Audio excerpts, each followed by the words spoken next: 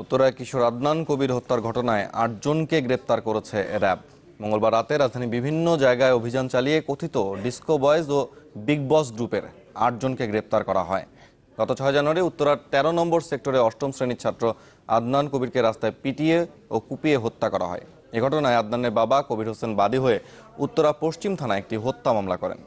এই মামলায় আগেও কয়েকজনকে গ্রেপ্তার করা হয়। পুলিশের ধারণা, উত্তরায় কিশোর গ্যাংয়ের মধ্যে আধিপত্য বিস্তারের জেরে খুন হন আদনান।